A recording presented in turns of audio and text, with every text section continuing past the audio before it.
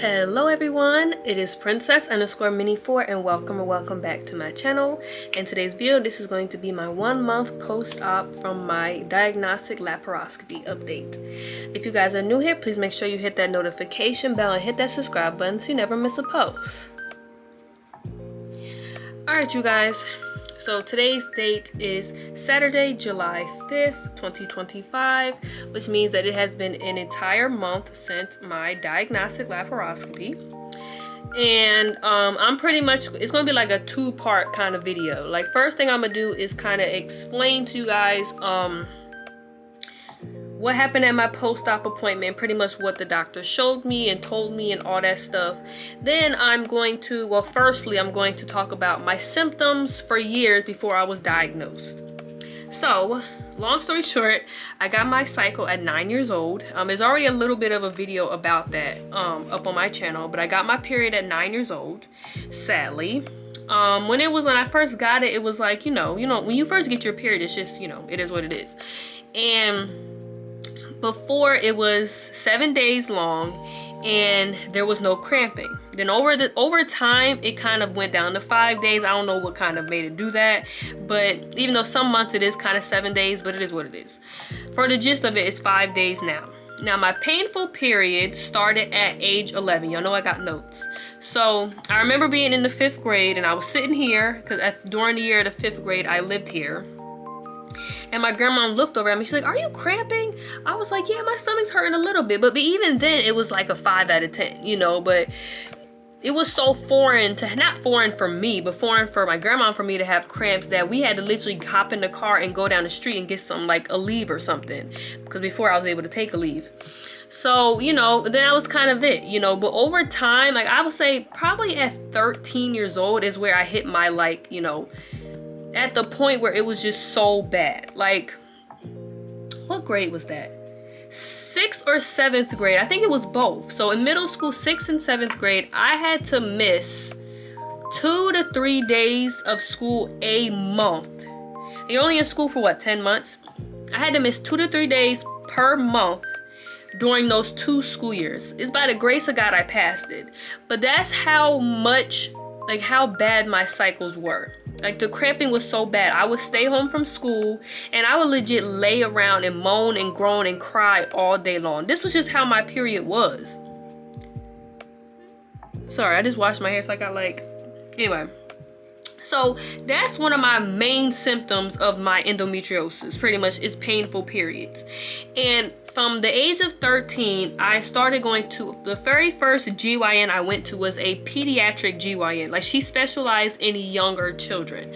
So that was the first place I went to. What happens? I am immediately put on birth control. As a kid, I don't know no better. It's like, you gotta take this pill, same time every day, blah, blah, blah. So whatever, I do it and it's like, I gain a whole bunch of weight, not thinking that it's from the birth control. I'm having all these other symptoms, horrible headaches, all these other symptoms. But as a kid, you don't know, you're told to take this your medication, so you take it.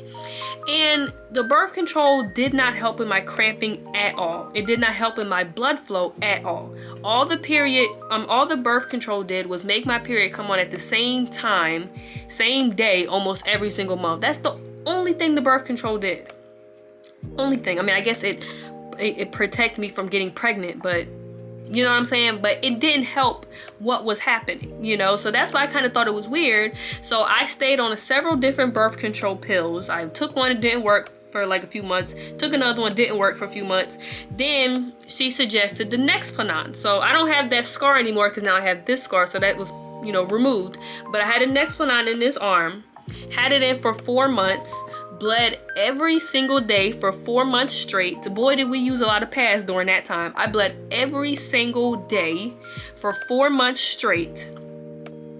And when I would get a regular period, because I was bleeding all the time, but when I would get a period, same thing, heavy bleeding, heavy cramping, no difference, you know what I'm saying? So we got that removed, and the doctor, right before she removed it, she's like, before, you could have took birth control at the same time. Why would I have a birth control in my arm and take a birth control all at the same time? Like, it was just not making sense. Then I had to go to a different doctor, But I ended up start taking this birth control pill that I did like. It was called Camrys, because you would have 3 full months without a period, and then that last week you would have your period. So I only had a period like 4 times a year. But of course, you know, my dad passed away, then I had to change insurance, and then my insurance no longer covered it, so boom. That, you know, and then like I said, I had my weight loss surgery. Then after my weight loss surgery, I can no longer take NSAIDs. I can't take no ibuprofen, no naproxen, no, you know, Motrin, none of that. I can't take any of that anymore. And that's when I realized how bad my period cramps were. They were bad when I was taking Motrin, but Motrin helped. Tylenol does not help. So now it's like, ever since 2020, my cramps have gone to like a 5 out of 10 to like a 7, like an 8 out of 10 every single month, and it seems like each month they get worse and worse and worse. So that's my first main symptom, is painful periods. And what comes with the painful periods is the pelvic pain, you know, obviously the cramping in your stomach. Then there's the pelvic pain, which is a little bit lower than your stomach. I have that too. I get the butt cramps. You know that cramp where it makes you rise up like that? I get that too every single month. I just had one earlier today because my cycle's getting ready to come on again. You know, that's another thing that comes with my cycle. Heavy bleeding, like I'm changing a pad every 2 hours. Heavy bleeding because it fills the whole pad in 2 hours. That's another symptom. This is all my painful periods, or just bad periods in general. Hot flashes, y'all. I have insane hot flashes on my cycle. Like the week before my cycle starts, I get the really bad hot flashes. During my cycle, they're really bad, and then the week afterwards, they're kind of drifting off. But I get really bad hot flashes, and like I've gone to doctors and they just blurt me off. You're too young to have hot flashes. Pregnant women have hot flashes. There's no age limit on hot flashes. If I have a uterus, then it's gonna give me hot flashes. You know what I'm saying? That's another. These are all the things that kind of go with my bad period. You know. Then off of my cycle, I have bloating. I bloat all the time. Like every time my stomach is flat, I take a picture of it because my stomach is not flat. I paid, what, $5 grand to get a tummy tuck, and my stomach is never flat. That's endometriosis. You know, that's a symptom of endometriosis, is bloating, you know. And on my cycle, I've always shown y'all, I look like I'm about 6 months pregnant, and I've never been pregnant, y'all. But that's how big my stomach gets on my period.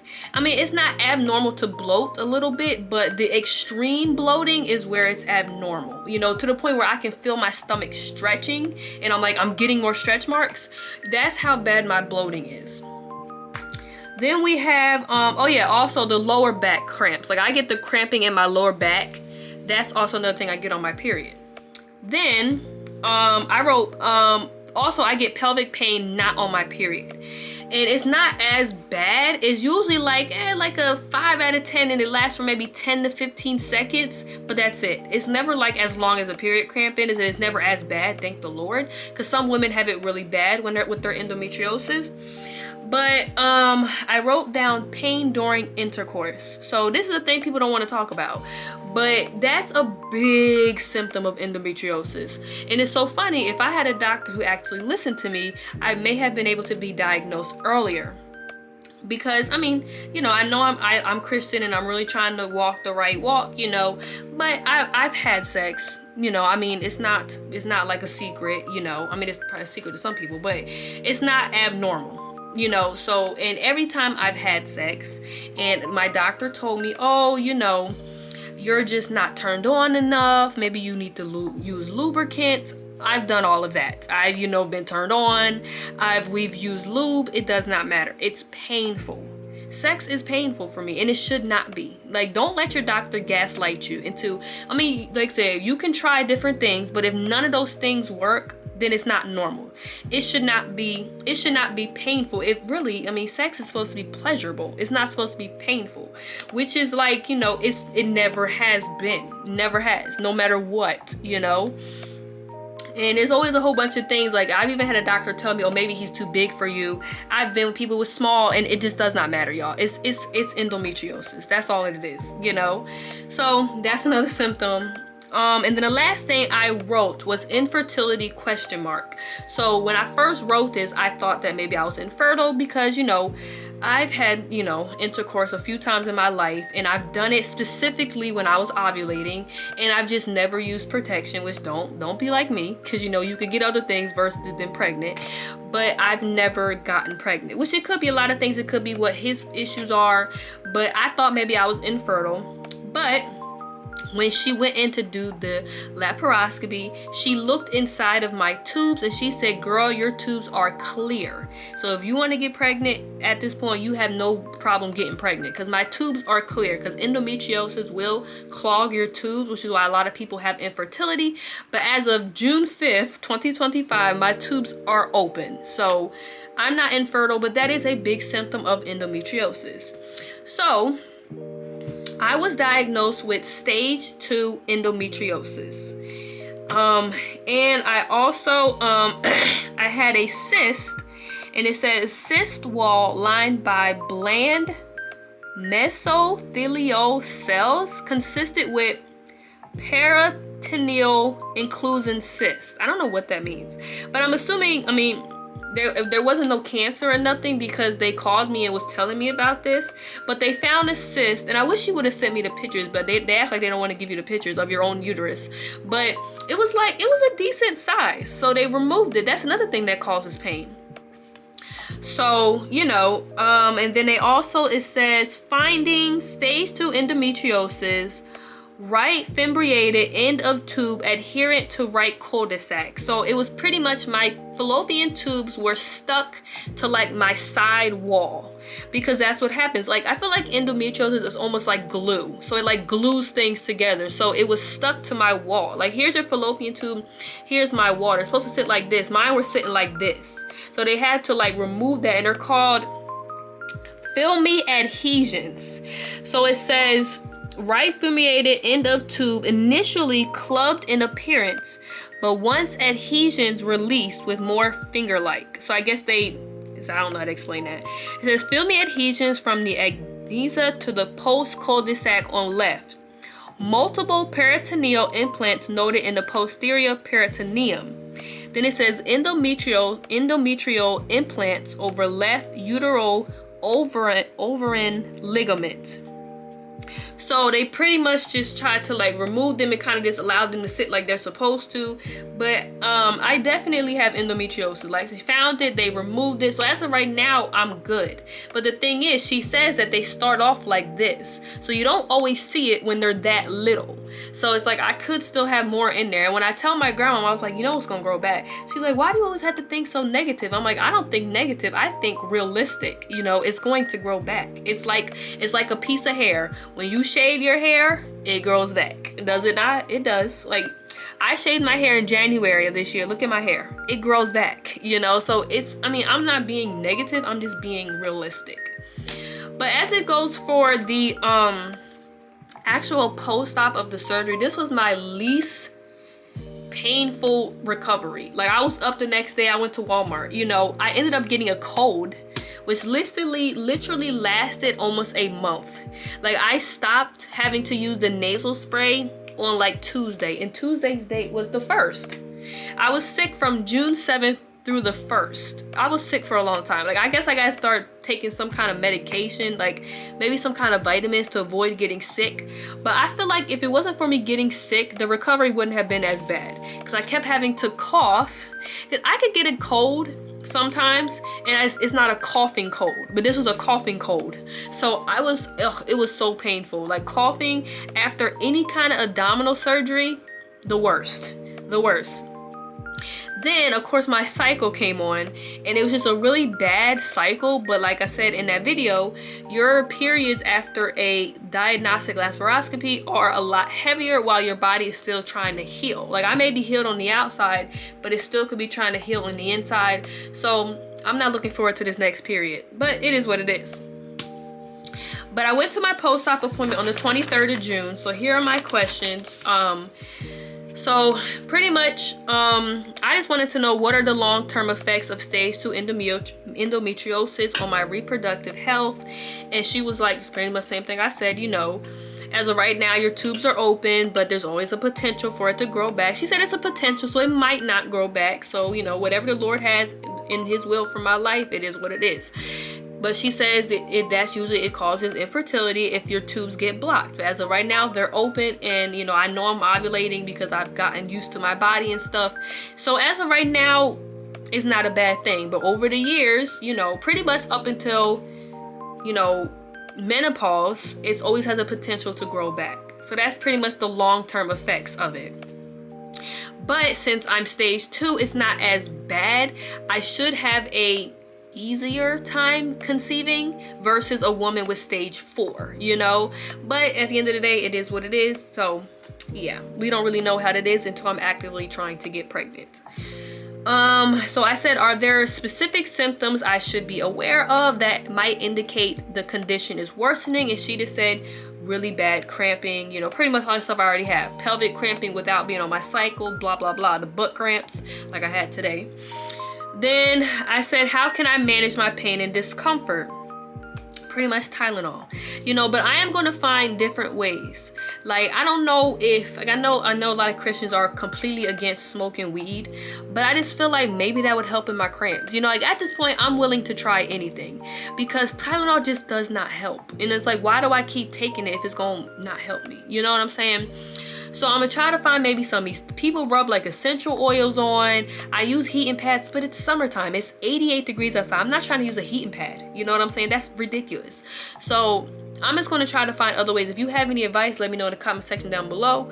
But I am gonna try to find natural ways to, you know, and weed's natural. It's from the earth. You know, I'm gonna try to find natural ways to get rid of the pain, you know, which obviously if I have to work, that probably won't be the best, but maybe they got like CBD oil. You know, it doesn't always have to be the stuff you smoke. It could be like CBD oil, something, you know, maybe if it's just like a little thing I can rub on my stomach. I just want to find some kind of way because I'm not getting on birth control. I told her that up front. I was like, I'm not doing birth control. I'm not, you know, you can't make me, I'm not doing it. So yeah. Then I said, what are my chances of it progressing to a more severe stage? They don't really know. That's kind of just dependent on the person. She said sometimes they can remove it and it does not come back, or it doesn't come back as bad, or it could come back worse. It kind of just, it is what it is, you know? Then I said, is endometriosis something I could potentially pass down generationally? And it is. Potentially, if I get pregnant and I have a girl, she could potentially have endometriosis. And then I told my grandmama, I was like, well, why would I want to willingly go out there and have a kid with my bad genes? I got really bad scalp problems, very bad skin issues. I have a heart disease, endometriosis, OCD. Like, I could go on and on and on. Why would I even want to bring more of my seed in this world? That kid is messed up. I'm messed up. So why would I want to have a messed up kid? And whatever my partner has, it's like, that's going to be a messed up kid. So it's like, why would I even want to bring my seed into this world, you know? Then she was like, well, if you adopt, you could adopt a kid with it. I'm like, you're right, but at least it's not my fault. Like, I'm not going to, like, how would it be? Like, how would you feel if your mom deliberately had some kind of thing that could pass down to you and could potentially be worse for you, and she still did it? Like, I could see if I didn't know. But I know, so why would I still go and do that? So I don't know, I might not have kids. I just don't feel like it's fair or right for me to have kids. But yeah, and she also said your kid could have, you know, stage 2 endometriosis, and they could have no symptoms at all. So it's like, you know, it is what it is. But my last question was, am I able to start using tampons again? And am I able to start working out? And she said yes. So I have no more restrictions. I'm good with that. I don't really care about working out, but I cared about the tampons because I gotta work one day and I can't walk around here with no tampons in. But that is pretty much that. That's how the post-op went. Like, it was not a bad post-op and everything.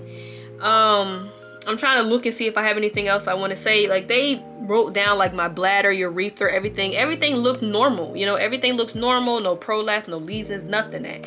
You know what I'm saying? It's just the endometriosis and the cyst that they removed. And my incisions healed well.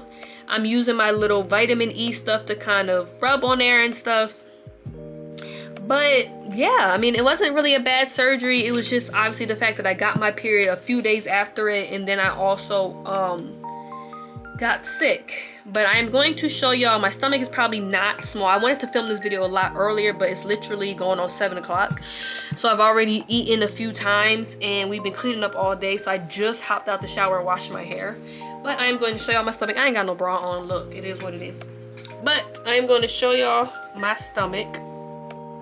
She's not flat, but it's not too bad today though. But These are, you see, these are my tummy tuck incisions, but I put the little vitamin E stuff on there. But my belly button, the scabs have fallen out off of all of them, but there is this little, like, I think it's the suture stuff, so that's still on there, but that's just gonna fall off. But they're healing really well, so I'm starting to put the stuff on there. But my belly button is gonna look different. I don't think I'm gonna be able to stretch it out anymore. And that's because I want to show y'all this though. Look at this line. This line came not too long ago, and I think that's because I've been eating really bad. Because usually you get it when you're pregnant. I'm like, Lord have mercy. Anyway, I do want to show y'all one more thing.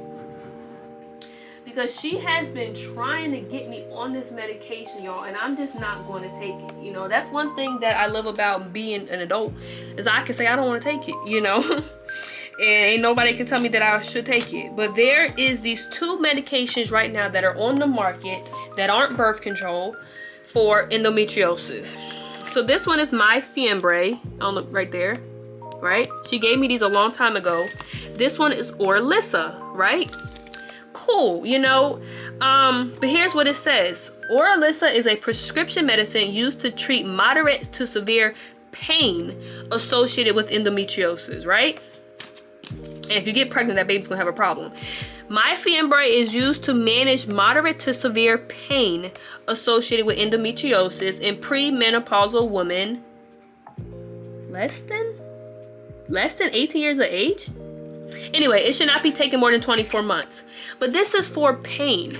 I want something that's going to avoid it from growing back. I can deal with the pain. I mean, I've been dealing with it since I was 13 years old. Would I love to not have a painful period? Of course I would, but can I really change that? No. But yeah, this is only for pain.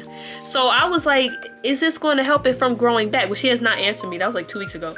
But it's just less pain during periods, less pain between periods, and less pain during sex. So I don't walk around here and have sex. I don't plan on having sex again until I'm married, and I'll just deal with the pain. I mean, come on now. How many surgeries have I had? How much pain do I endure? It's just pain. As long as I can get pregnant, I don't really see the problem with the pain during sex. And it's not like it's ever lasts that long anyway. But, what am I trying to say? It increases your chance of a heart attack, stroke, or blood clots. Oh, and I have heart disease. Anyway, the reason why I don't want to take these, the symptoms are insane. Main one being 30 to 50 pound weight gain. Now, I didn't go on their website. I went on a website with regular people like me and you that told their side effects of taking this medication. Both of them, 30 to 50 pound weight gain. I had weight loss surgery, and I'm trying to lose weight right now. I don't want that. That's my biggest turn off with medication. I don't care if it's gonna save my life. If it's gonna make me gain weight, I don't want it. You know what I'm saying? And then suicidal thoughts. And there has been, I think, 1 or more person during these, like, you know, they take them like a trial, that killed themselves. And there was no evidence of them being depressed beforehand. So they just randomly off themselves. Come on now. It's the medication. And if y'all know, I have had depression and anxiety since high school, since middle school, and I'm doing good right now. I'm happy, I'm healthy, I'm loving life. I don't want that. I don't want to sit here and just consider, like, I've been through that, and I don't need a medication that's supposed to help me make me feel that way. Bone density loss. I'm about to be 24. I don't need to have bone density loss at this young of age. You know what I'm saying? I take a calcium every day, but I don't want that. You know what I'm saying? So that's another thing. Then we have hair loss. And both medicines and a whole bunch of people have said that hair loss is a lot. And it's not like a little bit. It's noticeable, like clumps coming out. I don't want that. You know what I'm saying? And I know everybody has different symptoms with every medication, but I know one thing for sure, I'm gonna want to off myself, and I'm probably gonna gain weight. I just don't want that. And you can only take it for 2 years. That's not a cure, and I know there's no cure to endometriosis, but I don't want no even with birth control, it's temporary. I don't want temporary. You know what I'm saying? That's why I said to my doctor, I was like, look, when can I get a hysterectomy? You know they don't want to do that. But like, don't you want to have kids? I don't want to have kids that much that I have to deal with this period once a month, every year. You know what I'm saying? So I mean, I'm still keeping it right now. I don't think my insurance is going to cover it, thank the Lord. But I just don't want to take it. I mean, it's nice to, you know that I have this option, but it's like, you know, and I was like, if I don't want to take this, what are my other options? Birth control, depot shot, and that's it. And I'm like, I'm cool. So I won't be taking any kind of medications for it. And like I said, and it's only for pain. If they come out with a medication that is to avoid it from growing back, I'll do the trial. Depending on how much I get paid, I'll do the trial. But that's pretty much all I have to say, y'all. That was my symptoms of endometriosis and my post-op appointment and how everything went and how my surgery scars are looking. But like I said, I don't think I'm gonna be able to stretch out my belly button anymore because now it looks completely different. And another day I will do like a, because it's not fully done healing, so maybe just in a random vlog I would just kind of show y'all how they looking. But yeah, thank you guys so much for watching this video. Please make sure you like, comment, and subscribe. Turn on the notification bell, know when I post, and share this video with your friends. And I will see you guys in my next video. Bye guys, love you.